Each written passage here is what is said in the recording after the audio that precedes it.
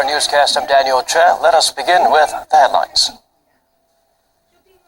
After meeting on the sidelines of the G20 summit, Presidents Park Geun-hye and Xi Jinping agree on stronger efforts to denuclearize North Korea and also exchange views on that. In celebration of an approaching regime anniversary and in defiance of the global community, North Korea fires 3 more missiles into the East Sea. South Korea's main political parties are set to deliver speeches laying out their policy goals this week at the National Assembly. First up, the ruling Saenuri Party's leader urged Parliament to pass pending bills and push forward with reforms. We begin with the much-anticipated South Korea-China summit today. President Park Geun-hye sat down with her Chinese counterpart Xi Jinping, meeting on the sidelines of the G20 summit. The two leaders vowed to upgrade their already highly established relations and exchanged their stances on that, agreeing to continue communicating on that issue. Song Ji-sun has our top story. There were steps forward, but not dramatic ones, as the two edged closer to an understanding.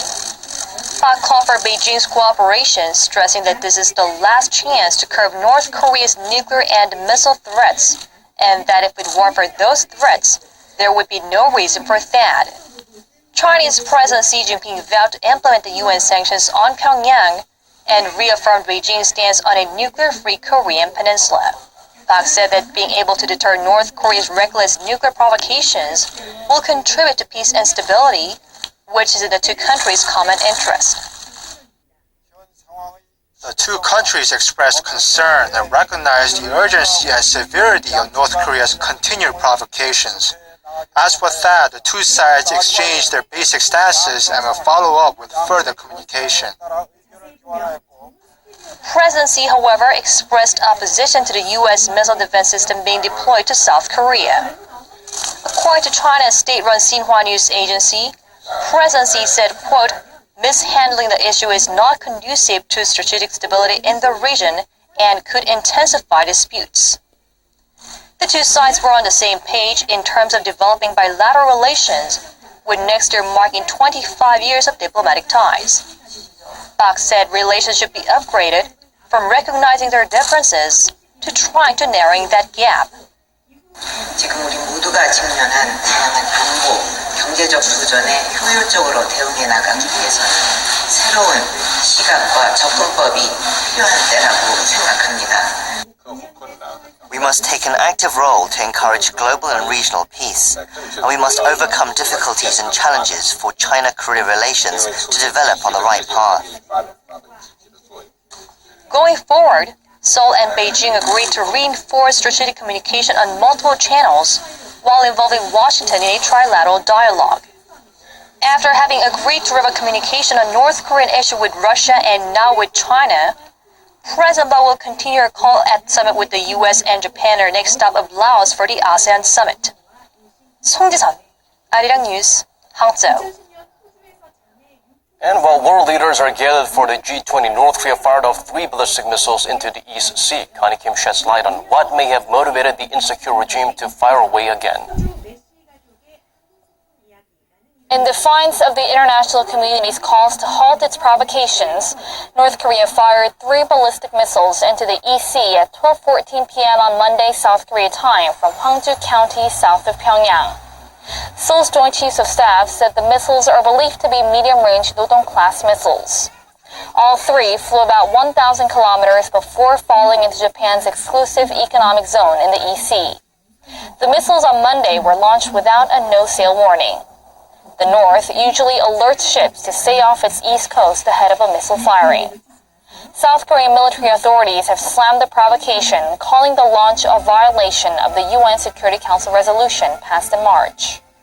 Seoul has been watching closely for possible provocations from Pyongyang, as September 9th, this Friday, marks the 68th anniversary of North Korea's founding. The North has a track record of provocations around that important regime anniversary. 2 years ago, it test-fired 2 short-range ballistic missiles. The timing of Monday's missile provocation is important to note, as it coincides with the G20 summit in China, where the leaders of South Korea, the US, China, and Russia have been discussing the upcoming deployment of the THAAD missile defense system to South Korea. Military authorities believe the North's missile launch on Monday is part of an armed protest to keep military tensions on the peninsula high by showing off its nuclear and missile capabilities to commemorate the regime's founding and to mark the G20 summit. Pyongyang's latest provocation comes less than 2 weeks after it successfully launched a ballistic missile from a submarine. Military and intelligence authorities are keeping a close eye on the advancements of the North's ballistic missile capabilities as its range becomes longer and its aim more precise. Connie Kim, Arirang News.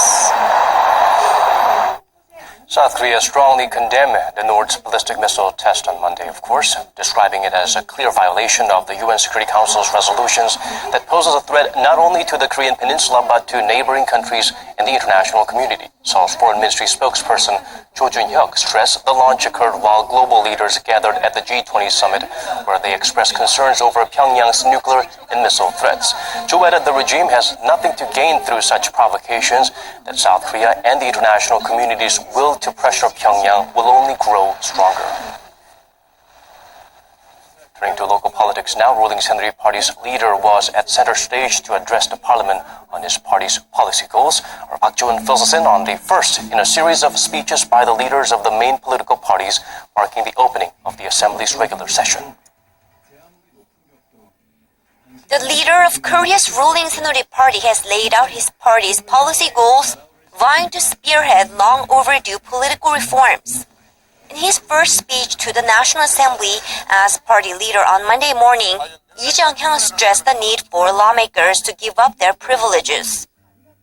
I always wanted to appeal to you, my fellow lawmakers, that Parliament desperately needs to reflect on itself and be reborn to be the people's true representative.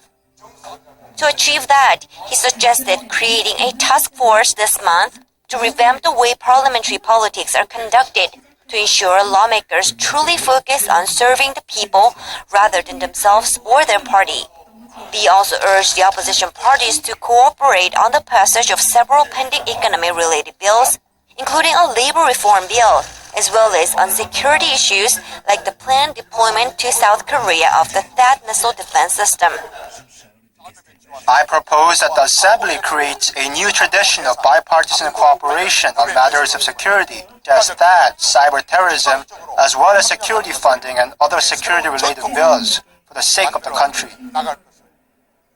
He also made conciliatory gestures to opposition parties and Korea's southwestern Honam region for the ruling Saenuri Party's past political attacks and long-perceived disregard, saying regionalism is fading away, citing himself as living proof, being a real Saenuri lawmaker whose constituency is in the Honam region. The main opposition Minju Party's leader Chu Mi-ae will deliver her address on Tuesday, followed by a speech by the minor opposition People's Party's interim leader on Wednesday. Park Jo-eun, Arirang News. Staying at the National Assembly, political parties vowed on Monday to make the ongoing session of Parliament different from the previous one, but still lawmakers got busy playing the blame game. Kim Young-gil tells us more. The other parties as competitors. For its part, the minor opposition People's Party criticized the president for using an electronic administration system while she's abroad to finalize the appointment of 2 cabinet ministers. She overrode the objections of opposition lawmakers who pointed to alleged ethical lapses by the nominees. Kim Young-gil, Arirang News. Korea's top financial regulator says the country will quickly implement a set of measures unveiled last month to control the nation's snowballing household debt. Kim Min-ji shares with us the message from the FSC chief. The Korean government is pulling out all the stops to tackle the nation's soaring household debt. Im Jong-yong, the head of the Financial Services Commission, vowed to quickly implement the measures put forward late last month. In August, the government laid out a plan that included controlling the housing supply to cut down on new mortgage lending, as well as tighten the nation's so-called collective loans, which have relatively lax screening requirements. Those measures came as Korea's household debt hit a record high of over $1.1 trillion as of the end of June this year. For one, the financial authorities will adopt a debt service ratio screening system sometime this year, which will measure how much of a borrower's disposable income will go towards paying back principal and interest. They'll also tighten regulations on loan collateral in the non-banking sector starting next month rather than November, as well as for collective loans right away. Despite those efforts, there has been criticism of the strategy. Some say curbing the housing supply could simply cause housing prices to skyrocket in Seoul and other high-demand areas. On top of that, with concerns lingering that the country may be falling into a low-growth trap, and with interest rates at a record low, analysts expect household debt to continue to rise for some time. Kim Min-ji, Arirang News. The ongoing probe into the Lotte Group intensifies as prosecutors summon its founder to appear for questioning. Hwang Woo-jung has the latest in the alleged scandal with the conglomerate. He's the founder of Korea's 8th largest conglomerate. He's been at the center of a bitter family feud that cost him his position as CEO, sacked by his own son. Now, he's been charged with aggravated tax evasion of about $550 million and breach of trust. Kim Kyuk-ho, the 94-year-old patriarch of Lotte Group, was issued a subpoena by the Seoul Central District Prosecutor's Office on Monday afternoon to appear before prosecutors on Wednesday. Whether he will actually answer the summons remains a question. Just last week, the South Korean court appointed a law firm as the Lotte founder's legal guardian, due to what it called his diminished mental capacity owing to his old age and poor health. Lotte Group's head of external affairs, So Jin-se, was also subpoenaed and appeared for questioning Monday morning. Prosecutors said they collected much circumstantial evidence since last month that has led them to suspect So of committing aggravated breach of trust. So was expected to be questioned for alleged involvement in irregularities in the process of raising new capital for a Lotte affiliate between 2010 and 2015. Prosecutors will also probe So on suspicions he created slush funds for the founding family. Entering the prosecutor's office, So denied the allegations raised against him. There are no such slush funds. I intend to answer all questions earnestly. The prosecution has been looking into the group since June after launching full-fledged raids on its headquarters and affiliates. The investigation quickly escalated after Lee In-won, a Lotte executive considered a key player in embezzlement at the group, was found dead late last month in an apparent suicide. Hwang Woo-jung, Arirang News. Hanjin, Korea's once mighty shipper, applied for bankruptcy protection in the United States. This comes as the Korean government launched a special task force to deal with the possible impact on the country's maritime sector. For details, let's turn to our Kim Jong-soo. Hanjin Shipping has reportedly filed for bankruptcy protection in the U.S. at a court in Newark, New Jersey. The Wall Street Journal says the application was filed last Friday, just 2 days after the company applied for protection in Korean courts. The filing will prevent creditors from seizing Hanjin's U.S. assets and block them from launching further legal action, while the company undergoes restructuring in Korea. The report says a U.S. bankruptcy filing was made by Seok Tae-soo, Hanjin's inside director and foreign representative. The company currently operates over 60 regular lines worldwide, with a fleet of 140 container or bulk vessels. The Wall Street Journal says Hanjin's bankruptcy will be regarded as, quote, the largest container shipping failure in history, dwarfing all previous carrier bankruptcies. Meanwhile, the Korean government set up a special task force on Sunday to cope with potential disruptions in maritime trade and the economy as a whole caused by Hanjin's recent difficulties. According to the Financial Services Commission, Hanjin Shipping currently owes over 64 billion won, or $58 million to a combined 457 contracted companies. Hanjin's possible delays in transport and satisfying its financial obligations could create problems for their operations as well. The government task force will also instruct Hanjin Shipping to apply for prohibition of seizure orders in 43 countries to further minimize the risk of creditors taking Hanjin's vessels. It will also deploy teams to Korea's 5 major ports in Busan, Ulsan, Dongyang, Changwon, and Mokpo to quickly identify and respond to problems arising in the shipping sector. Kim Jong-soo, Arirang News. Moving on to some stock market action now. Korea's benchmark Kospi ended Monday with a new high for the year at a little over 2,060. That's a jump of almost 22 points or 1.07% from Friday's close. The gains came amid continued foreign buying of local shares following a weaker than expected increase in U.S. payrolls for last month.